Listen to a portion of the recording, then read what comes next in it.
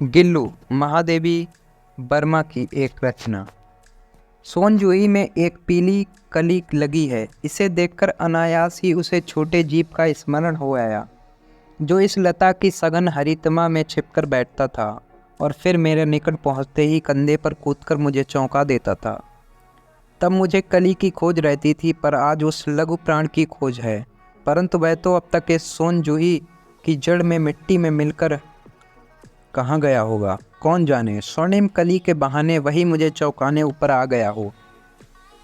अचानक एक दिन सवेरे कमरे से बरामदे में आकर मैंने देखा, दो कौवे एक गमले के चारों ओर चोंचों से छुआ छुओल जैसा खेल खेल रहे हैं। वह काक भुसुंडी भी विचित्र पक्षी है, एक साथ समादरित, अनादरित, अति सम्मानित, अति अवमानित। हमारे बेचारे पुरखे न गरुड़ के रूप में आ सकते हैं, न मयूर के, न हंस के। उन्हें पितर पक्ष में हमसे कुछ पाने के लिए काक बनकर ही अवतीर्ण होना पड़ता है। इतना ही नहीं, हमारे दूरस्थ प्रियजनों को भी अपने आने का मधुर संदेश इनके कर्कश स्वर में ही देना पड़ता है। दूसरी ओर हम कौवा और काँव काँव करने को अवमानना के अर्थ में ही प्रयुक्त करते हैं। मेरे काक पुराण के विवेचन में अचानक बाधा आ पड़ी, क्योंकि गमले और दीवार की संधि में छिपे एक छोटे से जीव पर मेरी दृष्टि रफक गई। निकट जाकर देखा, गिलहरी का छोटा सा बच्चा है, जो संभवतः घोंसले से गिर पड़ा है और अब कौवे जिसमें सुलभ आहार खोज रहे हैं। काकदय की चोंचों के दो घाव उस लघु प्राण के लिए बहुत थे, अतः वह निश्चेत सा गमले से चिपटा पड़ा था। सबने कहा, कौवे की चोंच का घाव लगने के बाद ये बच नहीं सकता, अतः इसे ही रहने दिया जाए। परंतु मन नहीं माना। उसे हौले से उठाकर अपने कमरे में लाई, फिर रुई से रक्त पोंछकर घाव पर पेंसिलिन का मरहम लगाया। रुई की पतली सी बत्ती दूध से भिगोकर जैसे तैसे उसके नन्हे से मुंह में लगाई, फिर मुंह खोल ना सका और दूध की बूंदें दोनों ओर ढुलक गईं। कई घंटे के उपचार के उपरांत उसके मुंह में एक बूंद पानी टपकाया जा सका। तीसरे दिन वह इतना अच्छा और आश्वस्त हो गया कि मेरी उंगली अपने दो नन्हे पंजों से पकड़कर नीली कांच के मोतियों जैसी आंखों से इधर उधर देखने लगा। 3-4 मास में उसके स्निग्ध रोए, जब्बेदार पूंछ और चंचल चमकीली आंखें सबको विस्मित करने लगी। हमने उसकी जातिवाचक संज्ञा को व्यक्तिवाचक का रूप दिया और उस प्रकार हम उसे गिल्लू कहकर बुलाने लगे। मैंने फूल रखने की एक हल्की डलिया में रुई बिछाकर उसे तार से खिड़की पर लटका दिया।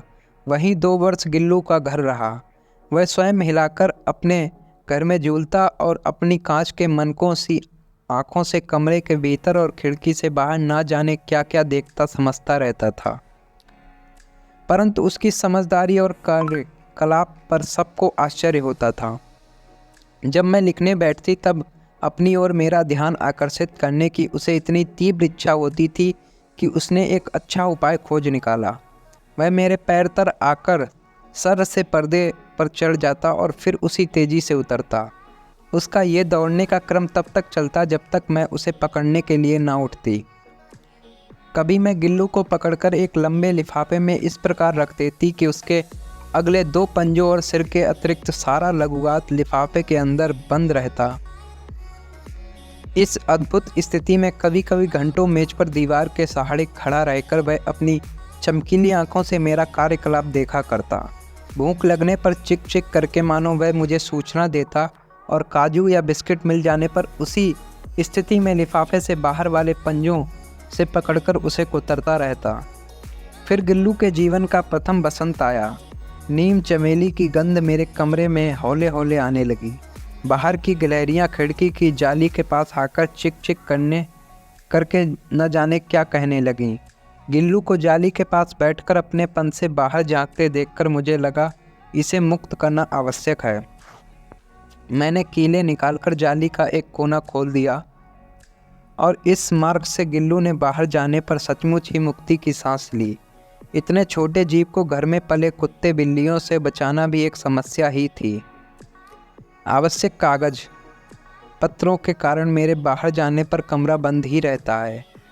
मेरे कॉलेज से लौटने पर जैसे ही कमरा खोला गया और मैंने भीतर पैर रखा, वैसे ही गिल्लू अपने जाली के द्वार से भीतर आकर मेरे पैर से सिर और सिर से पैर तक दौड़ लगाने लगता। तब से ये नित्य का क्रम हो गया।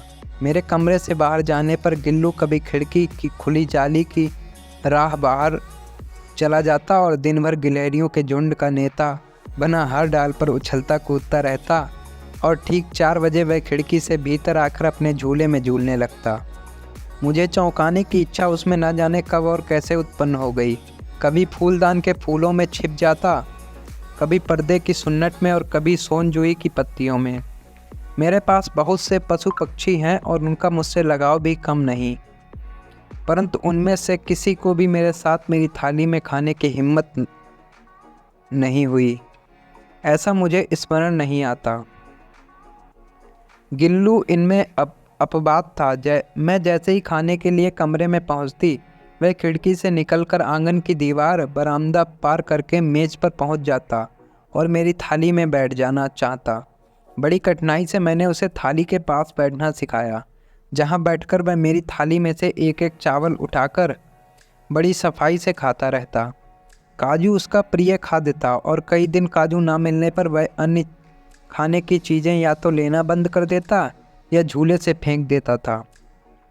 उसी बीच मुझे मोटर दुर्घटना में आहत होकर कुछ दिन अस्पताल में रहना पड़ा।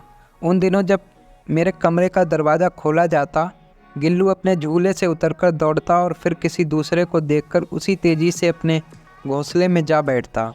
सब उसे काजू दे आते, परंतु अस्पताल से लौटकर जब मैंने उसके झूले की सफाई की तो उसमें काजू भरे मिले, जिनसे ज्ञात होता था कि वह उन दिनों अपना प्रिय खाद्य कितना कम खाता रहा। मेरी अस्वस्थता में वह तकिए पर सिरहाने बैठकर अपने नन्हे नन्हे पंजों से मेरे सिर और बालों को इतने हौले हौले से सहलाता कि उसका हटना एक परिचारिका के हटने के समान लगता। गर्मियों में जब मैं दोपहर में काम करती रहती तो गिल्लू ना बाहर जाता न अपने झूले में बैठता। उसने मेरे निकट रहने के साथ गर्मी से बचने का एक सर्वथा नया उपाय खोज निकाला था। वह मेरे पास रखी सुराही पर लेट जाता और इस प्रकार समीप भी रहता और ठंडक में भी रहता। गिलहरी के जीवन की अवधि 2 वर्ष से अधिक नहीं होती, अतः गिल्लू के जीवन की यात्रा का अंत आ ही गया। दिन भर उसने न जाने न कुछ खाया न बाहर गया। रात में अंत की यातना में वह अपने झूले से उतरकर मेरे बिस्तर पर आया और ठंडे पंजों से मेरी वही उंगली पकड़कर हाथ से चिपक गया जिसे उसने अपने बचपन की मरणासन्न स्थिति में पकड़ा था। पंजे इतने ठंडे हो रहे थे कि मैंने जागकर हीटर जलाया और उसे उष्णता देने का प्रयत्न किया, परंतु प्रभात की प्रथम किरण के स्पर्श के साथ ही वह किसी और जीवन में जागने के लिए सो गया। उसका झूला उतार कर रख दिया गया और खिड़की की जाली बंद कर दी गई, परंतु गिलहरियों की नई पीढ़ी जाली के उस पार चिक चिक करती ही रहती है और सोनजूही पर बसंत आता ही रहता है। सोनजूही की लता के नीचे गिल्लू को समाधि दी गई, इसलिए भी कि वह उसे लता सबसे अधिक प्रिय थी, इसलिए भी कि उस लघुआत का किसी बसंती दिन जूही के पीताब छोटे फूल में खिल जाने का विश्वास मुझे संतोष देता है। धन्यवाद।